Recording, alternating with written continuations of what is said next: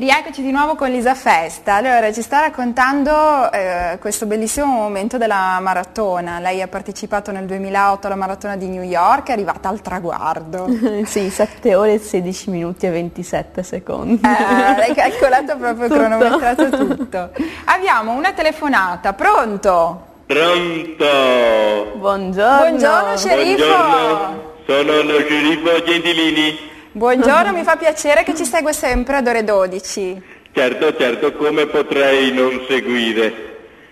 Allora, ha visto questa ragazza che brava da Castelfranco Veneto, ha oltrepassato l'oceano e ci ha reso onore in America. Ho sentito e sono orgoglioso che una trevigiana doc abbia varcato i confini per andare a partecipare alla maratona di New York.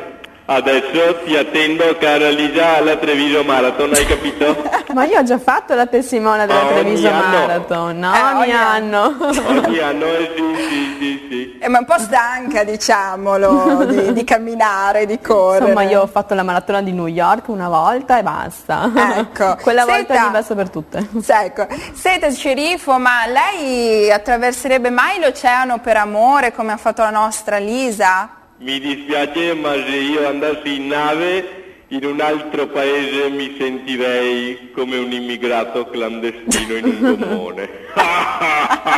Hai capito? Quindi niente, insomma. Che ha avuto un fidanzato napoletano? No, sì. Fidanzato. Aspetti, signor sceriffo, non era un fidanzato. Sì. Era Insomma, un'avventura, dai, diciamo. Era un flirt. Un'infatuazione. Infatuazione, perché a lei piacciono molto gli uomini un po' così, dei boss mafiosi, un po' la gangster, no? Oddio, no. Per trovare un napoletano bastava che andasse in Terrania e attraversare l'oceano. No, perché lui mi aveva corteggiato durante l'anno, per ogni mese i fiori, ogni giorno una telefonata. Allora noi donne siamo molto sensibili, soprattutto noi trevigiane. Siamo sensibili di queste cose. Ad ogni modo, Lisa, i maschi padani sono i più fruttiferi. Sono spumeggianti come il nostro prosecco.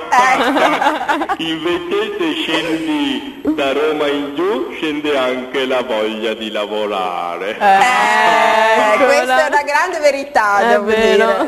Sì. Beh, la Castelfranco in giù scende la voglia. Va bene, sceriffo, noi la ringraziamo Grazie. per questo suo intervento. Io vi saluto e ci sentiamo al più presto. Cosa va a fare adesso? Adesso mi occupo della mia città, della bella Marca Gioiosa. Bene. Treviso.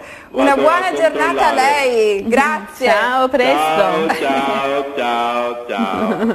Ecco, potevamo salutarla Ma chi è sto dicendo... Allora, Alessio Trentin lo salutiamo sempre, che lui insomma fa i suoi interventi così d'effetto ogni tanto su Ore 12.